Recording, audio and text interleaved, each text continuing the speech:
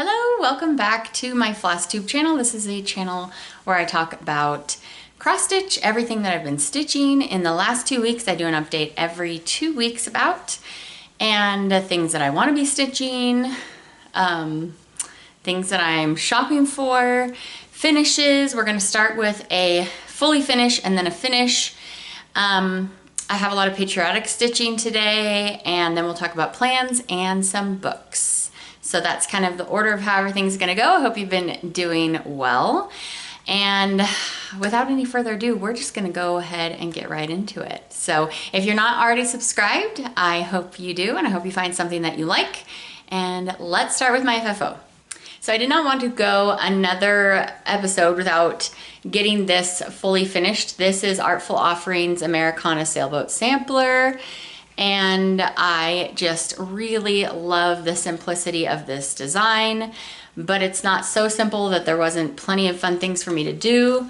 I love these kind of gold leaf designs there right by the anchors, and I just think it is so cute. So I am excited to get this up on my wall for 4th of July for patriotic time. I will probably leave patriotic stuff up through the end of August, and then I will try to not go straight to Halloween because that's what I want to do, but we got to have some time for fall too.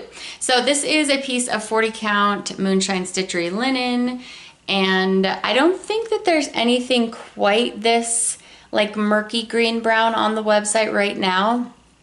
But we do have a lot of different colors for you to check out. If you want to head over there, the link is in the description bar below. I used some of the called for colors with this, and then whatever I didn't have, I just subbed. And it's 40 count, so it's 1/2. And I got this frame at Hobby Lobby. I just pulled out the glass and whatever the picture was that they had in there. And I bought it on a 50% off day. So it's really the only time to buy anything at Hobby Lobby if it's on a 50% off or 70% off. So there's that. And I think because I took off the back of it and I was apparently not smart and I didn't put it on correctly, I don't have a hanging thing anymore, but that's okay. I will make it work up there. So I just laced it. There's the design that was in it. I laced it, glued it. It almost didn't fit because I almost didn't have enough clearance on the top and on the side, but I made it work. So there's that. Since they're sitting right there, I will share these other 2 patriotic finishes that I have. This is Salute to Abigail from Blackbird Designs.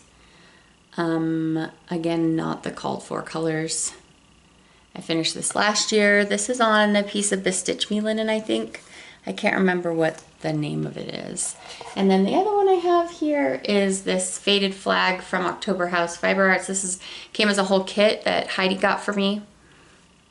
And I think those are my only 3 FFOs, patriotic FFOs, that'll go up today. They're gonna go up. Okay, on to my finish. I'm really excited to share this one with you because I feel like it has been a whip forever, and that is With Thy Needle and Thread, Winter Rose Manor. So this was one of my random rolls last time, and I finally got it done. I've been thinking I was really close to a finish for months and months now, and this time I was like, yep, I'm just gonna keep stitching till it's done.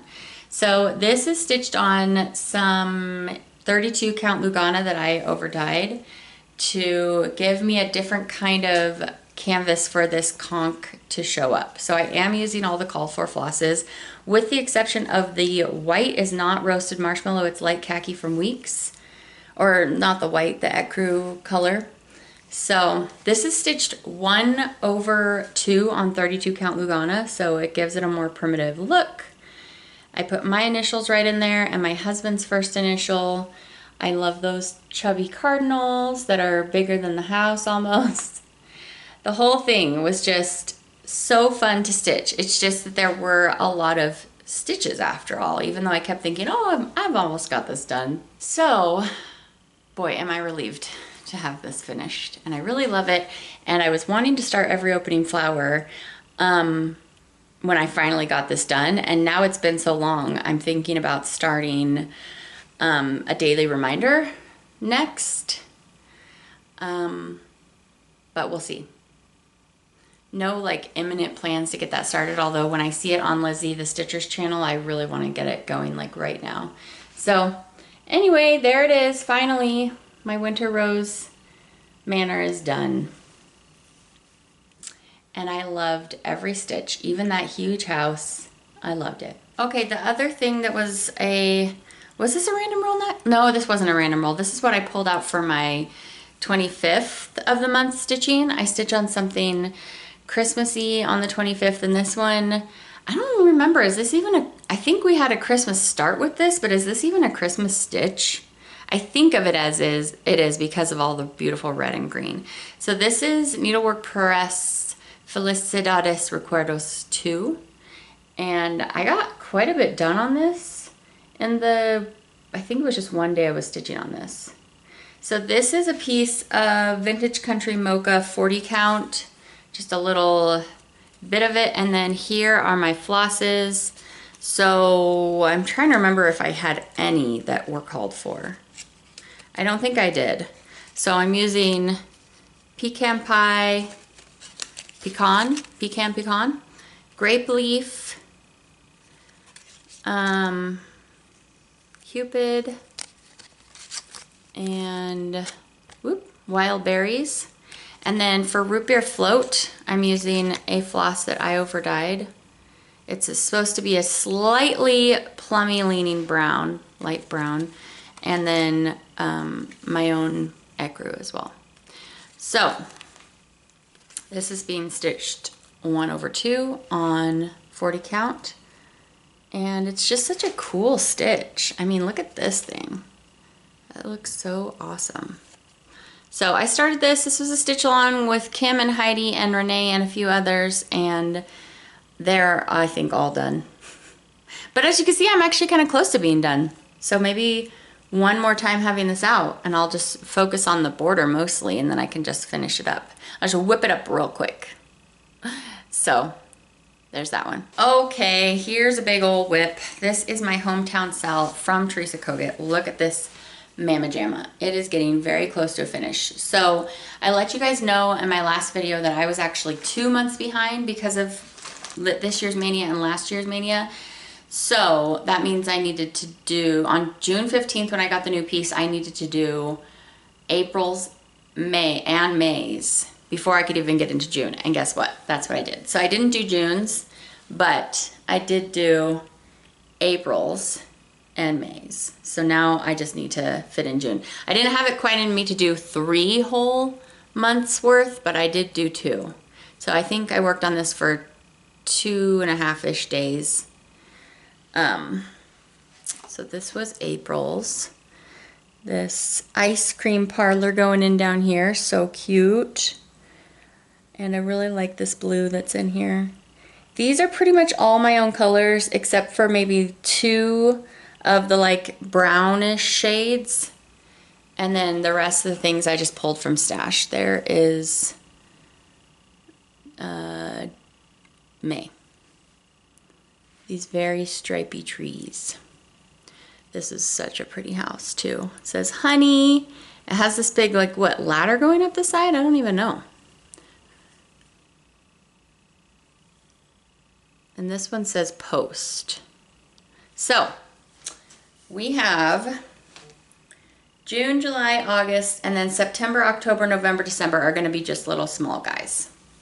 That's what I've decided, because otherwise I will be very sad, but it's going to be great. It's like she's finishing us off on the sal with little bits to do each month, because we're like patting ourselves on the back with all the hard work we've done. So this is stitched on 32 count Lugana that I overdyed, and I'm doing 1/2.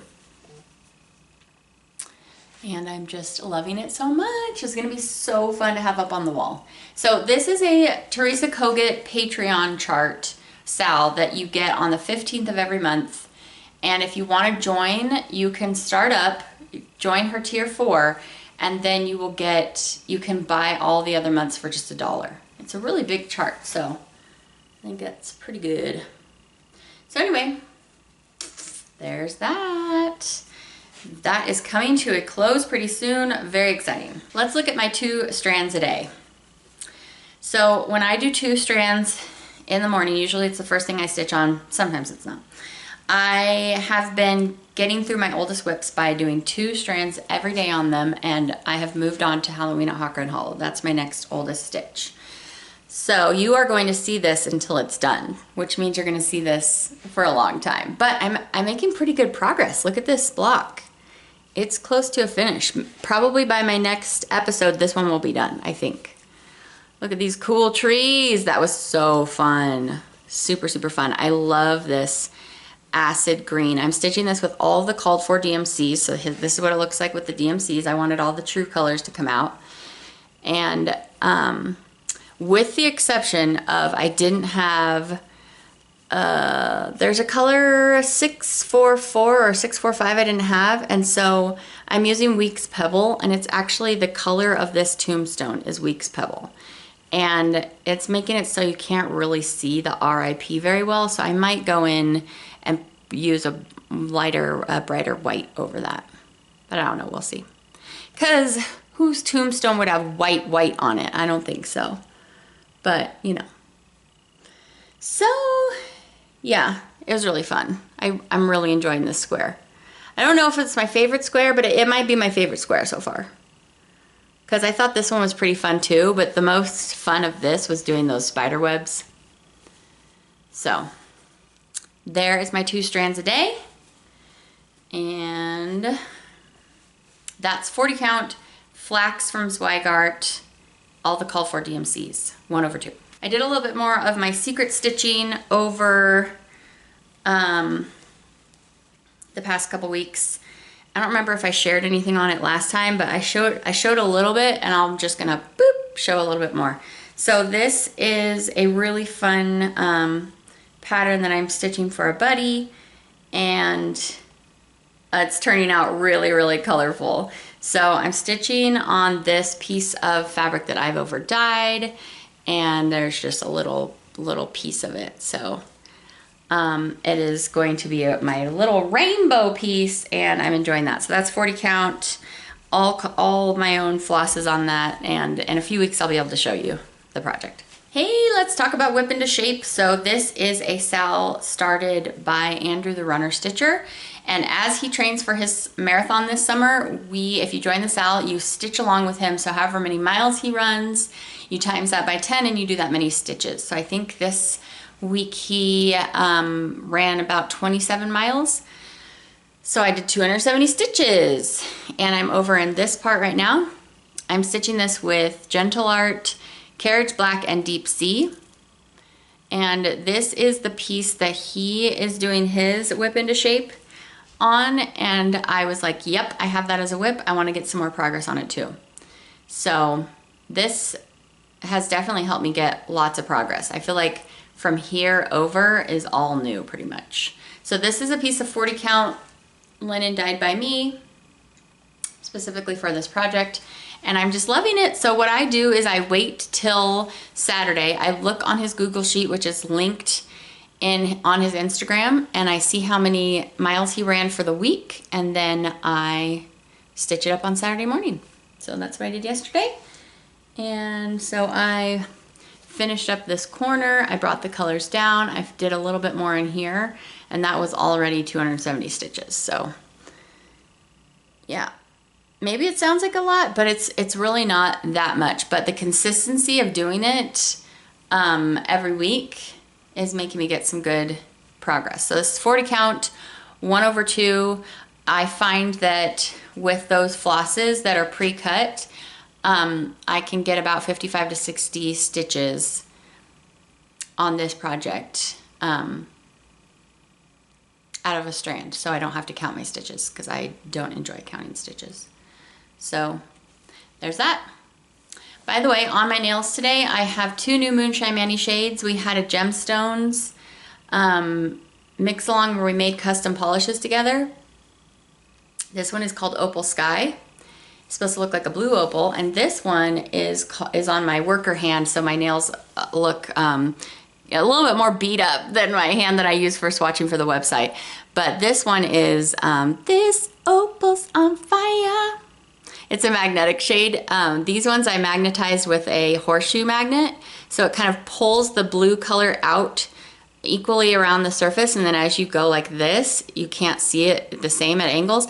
This one and this one, I used a bar magnet that brings all the magnetized color to one centralized location, if you can see that. So, and then of course we have lots of hollow and iridescent things. So anyway, these are small batch shades. If you like them, they will only be on the website till the batch sells out. My nail polish website and my fabric website are always linked in the description bar below, along with any channels that I mentioned today. I will link down there if you want to go snag any fabric goodies or nail care, hand care, or nail polish stuff. That's where that is. So that's what's on my nails today. I started a new project with Sarah from Sarah's Stitchy Spot. It is Modern Folk Embroidery, A Cloud of Sweetness. And because this project, it's not monochromatic, there's actually a couple different colorways you can do it. I'm doing it so it will look more similar to the mock-up image, the display image. So I'm using primarily pinks and greens. And I think right now I only have 4 different DMCs pulled. I think it's a total of 6 or 7, but they're all pinks and greens and then like an ecru. So this is a piece of linen that I dyed specifically for Sarah, and I'm stitching the project on it. It's called My Stitchy Spot. And there are more pieces of this on the website. And it's just a really yummy kind of grayish modeling. There's 3 or 4 layers of different levels of grayish onto this piece. And just to give it a really comfy, cozy, but still very interesting piece to stitch with. So I'm using the DMCs, like I said, and I love it. And this was 1 day of stitching, and it just stitched up so quickly because you don't have to change your floss. So I believe this is 1 shade of green, and this is another shade of green. And then this is 1 shade of the pinkish red, and this is another shade of the pinkish red. So this is 40 count, so I'm doing 1/2. And I started this with Sarah on her birthday. Happy birthday, Sarah. If you love pink and green together, which I've heard quite a lot of you have said that's your favorite combo, you need to start this one. So come stitch it with Sarah and I. It'll be so fun. So love it. On the 21st, every month I stitch on a piece that my daughter Honor picked for me to stitch for her. And this is Fraktur Flowers by Barrick. And I got a good amount done this time. I finished out this big flower motif, and then I moved in here and was really just filling that in too. So obviously I need to get this bottom minty green color in there. But I got a pretty good amount of stitching done in the 1 day I was stitching on this, primarily in these 2. I can't remember, I might have done another one of these letters. These eyelet, are these eyelet letters? No, they're not. They're not. They kind of look like they are, but they're not. Oh, I did some more in the border, that's right. I pulled some more of these lines over.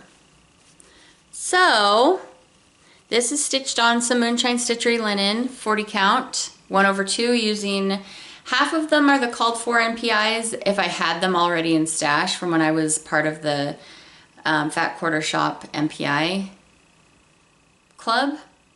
And then I just pulled other colors to fill in the rest. So, still not like super close to a finish, but you know, 1 stitch at a time, like Narissa says. So I think it's so pretty, and I just think Barrick is wonderful. So, love it. You'll see this again in a month. Okay, 2 more whips, and they're both Patriotic, and then we will be done with whips. So the other thing that I random rolled, remember last time I was like, no, I just worked on that. So I kept rolling over and over. And I said, after 3 rolls, I just got to pick one of them. So I picked American Sampler from Plumstreet. This is a start that Heidi and I and Michael made on Memorial Day. So as you can tell, I put in a bunch of words this time. I love lettering. I love stitching lettering. I finished out the tree. I brought it down so that I could start in on the lawn, put a little bit of gate in, and that's everything I did. But it was quite a bit. I think I did like a day and a half on this. So trees in, haven't even touched the house. If you want to see some house done, check out Heidi's and Michael's channels. Michael is Davis Quilting Stitching and Heidi is Whips and Kits. She just put a video up day before yesterday or something, and Michael was about a week before that. So definitely go check that out. This is using maybe 1 or 2 of the called for flosses, but if I didn't have them in stash, I just pulled from stash like I always do. This red is a beautiful red from Threadworks. I don't even remember what it was supposed to be. This is stitched on an offcut of Moonshine Stitchery Liberty, which is a fabric I'm going to be using for a start coming up this week as well, so you'll see this again. But basically it's a samplery color with some very demure washes of red, gray, and blue, but it's not meant to be like, whoa, that's a ton of red on that fabric. So this is 40 count. I'm stitching 1/2, and it's a really, really fun stitch. So I've seen actually quite a few people bring this out and show this in their videos this week. So I'm sorry to say if you haven't got enough of Patriotic, but I think I might be done with Patriotic for a while. And it's not even 4th of July yet, but that's just the vibe I'm in. So here is my final whip. This is Stars from Plumstreet Samplers, which is part of the Stars and Stripes duo with Plumstreet and Shakespeare's Peddler. I'm stitching this on Moonshine Stitchery Landslide, and I am loving this so much. So this is gonna look a little different than the cover image because I am using some of the same colors that I used for my Americana sailboat sampler, oop, right there, and because I just really liked how they looked. So I'm trying to remember if there's even anything that's the same. There might not be, but you know, it's all in keeping with the called for DMCs and overdyes. But I basically have like 2 palettes of red, white, and blue and some green in the bag, and I'm just kind of pulling as I go, but keeping consistent for the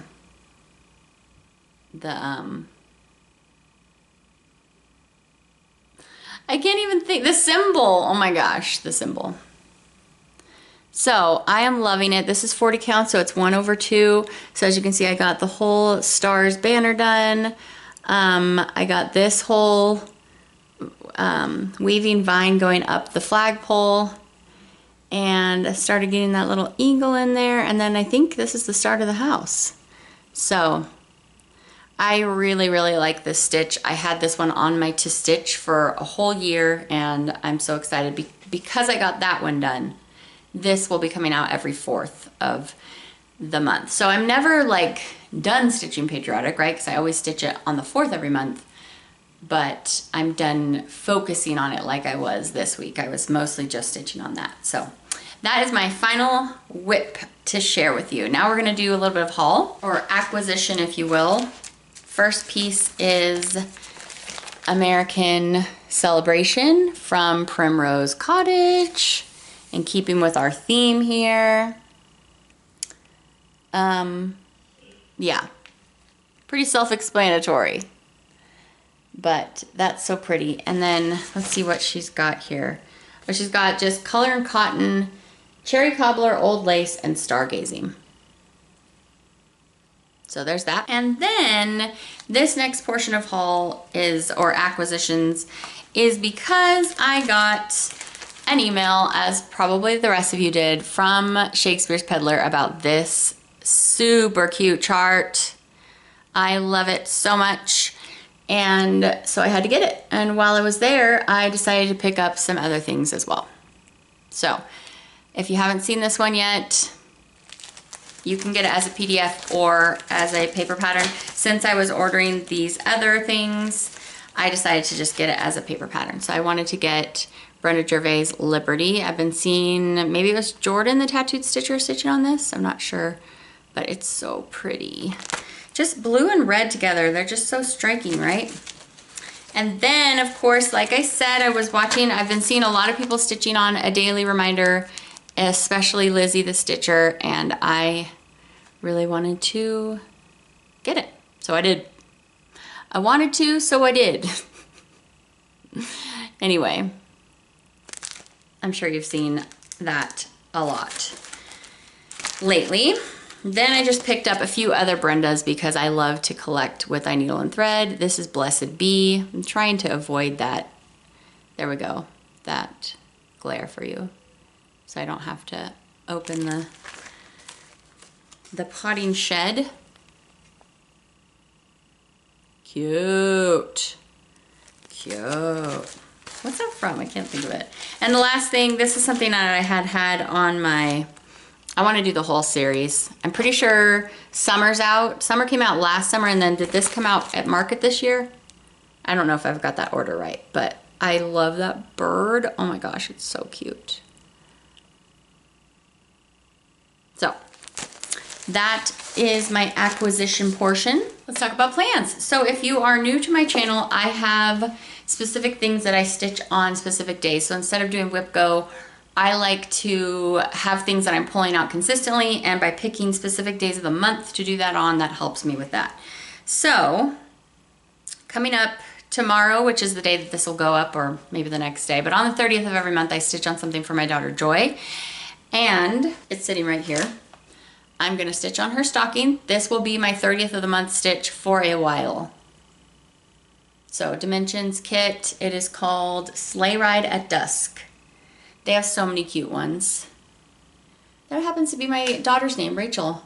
Hi, Rachel. She doesn't watch this channel, but they will say Joy. So that is going to be on the 30th. On the 1st, I have a new start planned. I will be starting Liberty's Welcome by Plumstreet with Heidi and Michael. We're going to all stitch it on Liberty from Moonshine Stitchery. So that is very, very exciting. Actually, we're starting that tomorrow on our Stitchy Zoom. So I'm probably gonna, well, probably what's gonna happen is I will start it with them tomorrow on the Zoom, and then I will pick it back up on Friday on the 4th and stitch on it more. That's probably what's gonna happen. Okay, and then on the 7th, I will be, usually on the 7th, I stitch on my birthday stitch, which is always a Jeanette Douglas, but I finished my birthday stitch and I haven't started a new one. I'm going to be starting one in August. So we're skipping the 7th. On the 9th, I'm going to stitch on this full coverage piece for my brother Oliver. It is called Rainbow Phoenix, I think. All the projects are down below, so you can look up everything that I'm working on down below. And then on the 10th, I'm going to stitch on this full coverage piece, which is just something that I plugged into PC cross stitch or PCX stitch on my desktop that Tim gave me 15 years ago. And it's just a picture that I found online, and I'm stitching it up as an anniversary piece for my husband and I. And it will take me actual forever, so I never have to worry about picking another anniversary piece. On the 13th is when I'm going to film my next video. So I don't even need to pick my spooky stitching. So those are the things that you'll for sure see a little bit of progress on. If there are more days where I need additional projects to stitch on, I use 2 ways to pick random projects from my whips. I use this random number generator to pick one from my Mania projects, so it's chosen me number 6. So I look at my 2025 Mania, and number 6 is Toil and Trouble. That is fun. Okay, so this is Plumstreet Samplers Toil and Trouble. You will definitely see some progress on that if I need to pull more things to stitch on besides my specific day stitching. And then If I still need projects besides that to stitch on, I use my little Tiny Decisions app. I've loaded all my whips into here. It blanks it out after it's picked it, although it really looks like it has like decided to let some in. It's like they paid money to get back on the lottery. So Bethlehem. Okay, so from Imaginating Bethlehem, it looks like this. I'm about a little over halfway done with that project, I think.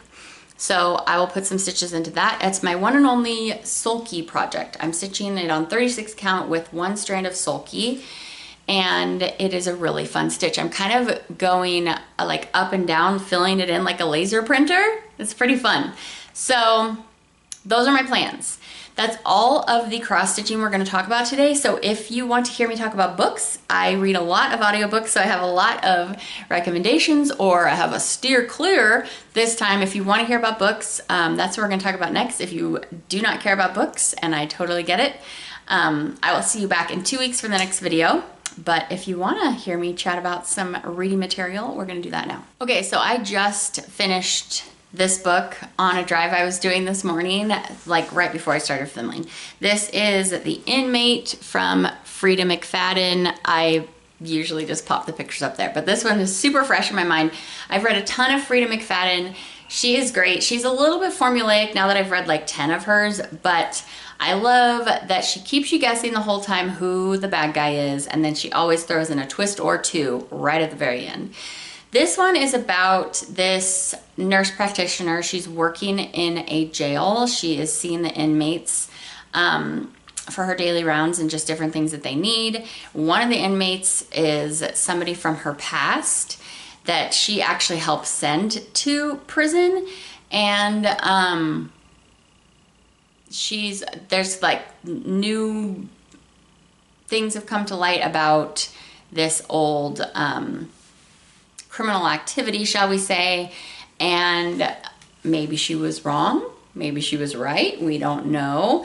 If there's any romance in Frida McFadden books, it's like always closed door, so spice level is, I think, like 0. When I say spice level, that means if there's like any like explicit romantic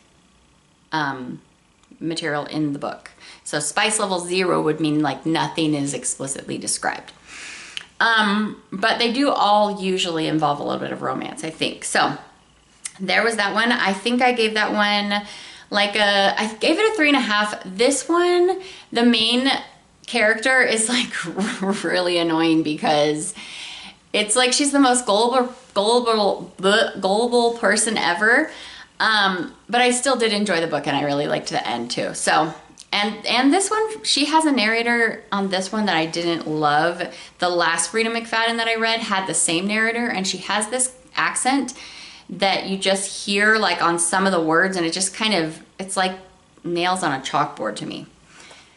But that might not bother you. And if you like suspenseful books that, I mean, 0 spice level, if you're looking for 0 spice level suspenseful books with, I feel like, not a lot of language, then she's a good one, especially if you like big twists. So that is the one that I just recently read. I'm just going to go backwards in my reading history. I listened to a free book, an Audible original book, and this one is called Bryn Kelly. So because I have an Audible subscription, I have like a whole bunch of books I can read for free. It's called Once Upon a Crime by Bryn Kelly. It was cute. I would give it like a 3. It doesn't have as good of twists. This one was more romance, still spice level I think was either a 0 or maybe like a 0.5. No, I think it was completely closed door. But it was romance. So basically this librarian, she goes to Hollywood to try to solve her sister's disappearance. And the last place that her phone pinged was on a movie set. So she has to get hired on as an extra to go try to investigate. And she meets this very, very famous actor, and a lot of it is about like hiding from the paparazzi and just like the different ways that your life is crazy if you're a very, very famous person, apparently. And then like the melding of the two worlds of this woman who's very happy to be like a hermit librarian and this very famous man. And then there are some twists and some reveals and stuff like that. So it was cute. It was cute, but I'd give it probably like a 3. Okay, this is my steer clear. I gave this book a 1. I think the only reason it went from a 0.5 to a 1 was because at the end there was like a cliffhanger twist at the end that made me go, hey, I was about to return this book and now I'm thinking, but what happens in the next book? But I don't think I'm gonna read it. I don't know who recommended this to me, and I'm sorry if you love it, but Flock by Kate Stewart. I did not remember why this was on my TBR.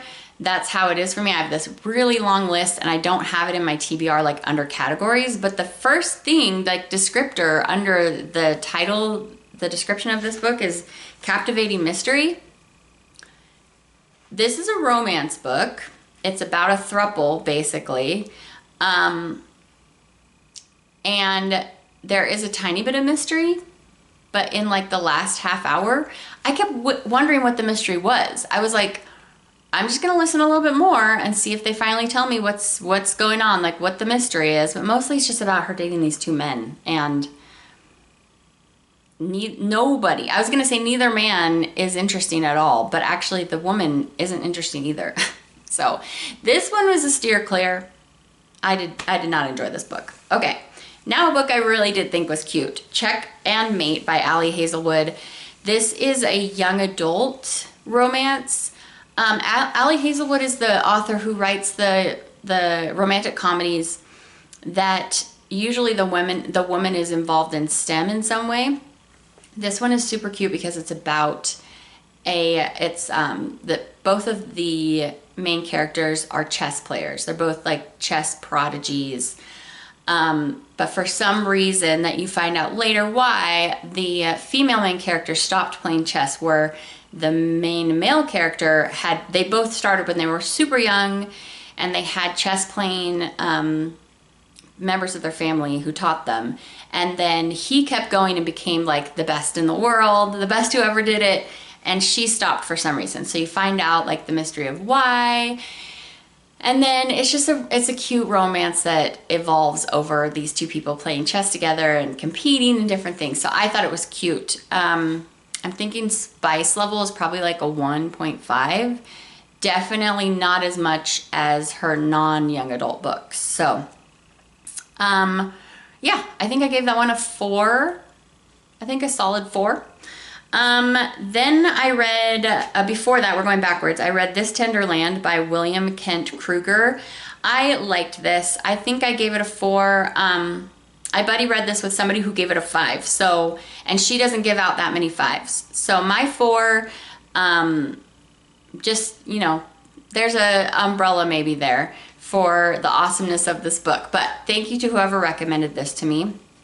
This book takes place during the Great Depression. It's about these 3 boys who live in a Native American school for orphans, I think, or maybe they're not necessarily orphans, but the 2 boys who are not Native Americans are orphans, and their best friend is this boy who can only sign because he's mute, and you find out later why. And they all sign, and I loved the inclusion of the signing in this book. And they meet this little girl who also happens to know sign. So they kind of form this found family due to that, and they have these adventures. So they're floating down a river in Minnesota to get to St. Louis, I think. And so it's kind of Tom Sawyer-esque, and there's just constant stuff that's happening. It's just boom, boom, boom, boom, boom. So very entertaining. Also, I don't know if you remember when I read Four Winds. This is another depiction of the Great Depression, the Dust Bowl time, but not nearly as depressing. But it's also told from the point of view of a 12-year-old boy, whereas that other book was told primarily from the point of view of a mother trying to help, you know, keep her family alive. So you can understand the perspective there maybe wouldn't be as, you know, dark or dismal with a 12-year-old boy, but it was really cute. Yeah, I really liked it. So I said I 4. I think the reason I gave it a 4 and not a little bit higher was because some of the stuff that the 12-year-old boy was thinking, I was like, I don't really think a 12-year-old boy would think that. You know, even a 12-year-old boy who has to be pretty responsible, some of it I was brought out of it a little bit, but it was really good. So I enjoyed that. Then before that, I read Educated by Tara Westover. This is a memoir about this woman who was raised in like the backcountry in Idaho, I think. We're going back farther in the books that I read, so my memory might not be the best about these ones. But she was read by parents who were kind of like doomsday preppers. And so she didn't know any different, except, you know, her grandparents on both sides were, she knew that the grandparents were kind of disapproving of the way of life, because none of them went to go see a doctor ever. They didn't even have birth certificates, the younger of the children. They didn't go to school, and their homeschooling, according to this woman's memoir, consisted of like what the kids wanted to learn. They'd be like, oh, I want to read this book about biology, and the parents would be like, great, go read that. And then the other crazy thing about it was, like a big part of it was that I guess the father was the woman who wrote it. He believes that she believed that her father had undiagnosed bipolar disorder, and that kind of contributed to a lot of unsafe environment for the children. But he had a scrap yard, and the kids they would have to go to work at a very young age in the scrap yard, and there were a lot of injuries that happened. So I became kind of like less interested in this book as I went along, because my friend who I was buddying reading it with, sent me an article that was talking about how the author, since it became like famous because it was on Obama's read list or some big lists of popular reads, she came out and said that, you know, probably a lot of her remembrance aren't accurate because she was one of the younger children, and like a lot of members of her family or of her community said that's not how we remember it happening at all. So I became a little bit less interested. It's not a biography, it's a memoir, so maybe stuff isn't researched out as much when you read a memoir as when you read a biography, because you're just going off of like somebody's memories of it, and if they're filled with trauma, the trauma can skew things. So anyway, it became slightly less interesting to me, but I did still read it. I think I gave it like a 3. It was definitely interesting. I never read anything like it before, but it was just okay. So that was that. Before that, I read The Dark Bones. I'm gonna actually have to look up and see what this one is about. She's come back to solve the mystery of her father's death and confront her own dark past. When Detective Rebecca North left her rural hometown, she vowed never to return. Her father's apparent suicide has changed that. The official report is that retired cop Noah North shot himself, knocked over a lantern, and set his isolated cabin ablaze.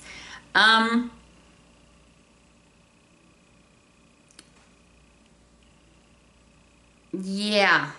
I probably gave this like a 3. There is, I believe it's a serial killer that they unmask, and I don't really remember too much else about it, but I feel like I wasn't disappointed by this book. It wasn't like my favorite thing I read, but I believe that you're jumping back. You have like 3 or 4 perspectives, and one woman, it's her youthful perspective and her adult, I think. So, yeah, I read that. It was a 3. Okay, All the Colors of the Dark. This one I gave a 5. So this one, this is by Chris Whitaker, and I buddy read this one with my brother. And this is another one that was like non-stop stuff that's going on. So this is about a child kidnapping and or abduction, but there's also some serial killer stuff going on, some serial abductions, and the author makes you kind of suspicious of everybody. One of the main perspectives you're getting is of one of the persons who spent a while being abducted and them trying to find somebody for a really long time. And then you're getting his best friend's perspective who's trying to help him, and the mystery just goes on for like a really long time, and you're getting some generational perspective in there. And I believe this is taking place in Georgia, and it's just like nonstop. Every chapter I was like, what? So if that sounds interesting to you, I really liked it. I thought it had some great twists, like all the way through to the last chapter. So I really liked that. So again, that one's called All the Colors of the Dark. Okay, then I read The Making of Us, and this one is by Lisa Jewell, and I think I read None of This Is True by her years ago, and I think I gave that one like a 3.5. This one was pretty similar for me. My favorite part of this book, so basically there's these 3 or 4 main characters, and they find out that they were all fathered by the same sperm donor, basically. Some of them knew like all along, some of them didn't know and were finding out, you know, due to a parent's death or something. And I thought this was gonna be more like mysterious, like a whodunit kind of situation, or there was gonna be some more kinds of criminal something that you're trying to unravel. This one was more just about finding family as an adult, and just sibling relationships, and coming from all different walks of life, and I guess just how biology affects us. And I started to really enjoy this book about halfway through, when the siblings start meeting each other. That's when I started enjoying this more. So this one was kind of mid for me. I think I gave it like a 3. Before that, I read Deep End. So I think this is the last one. This is by Ali Hazelwood, so the same author as Check and Mate, but this one is more like a 4 spice level. So this is she usually writes romantic comedies. This one was not very funny. If you want a very funny one from her that just kept me kind of giggling, Love Theoretically, I think, is my favorite one that she did. But this one is about 2 like Olympic level, he's a swimmer and she's a high diver. So this one, less about, although they are both, like they're both the best who ever did it at their 2 perspective sports, but they're also brilliant biology. They're working on like some field together. Anyway, that part was a little bit of an eye roll for me. That people can be just like the best ever at many, many things, but both of the people, the spicy parts in the book revolve around some of the different things that they enjoy that might be different from another, like just vanilla relationship, I guess, that help them with their anxiety and things like that. So out of all of her books, this one is probably one of my less favorite, I would say, but I did like a number of them. It's not that I disliked this, it just wasn't my particular cup of tea. But, you know, it was okay. I wanted it to be funnier. So, anyway, if you want to read a lot about diving, the professional sport of diving, that's what you definitely get in this book. So, I know that's a lot about books, but I do read a lot, and I know a lot of you like to read as well, so I just like to share what I read, and I love to listen to other people talk about what they read, because I get great recommendations. So, my top picks this time for you were All the Colors of the Dark by Chris Whitaker and This Tender Land.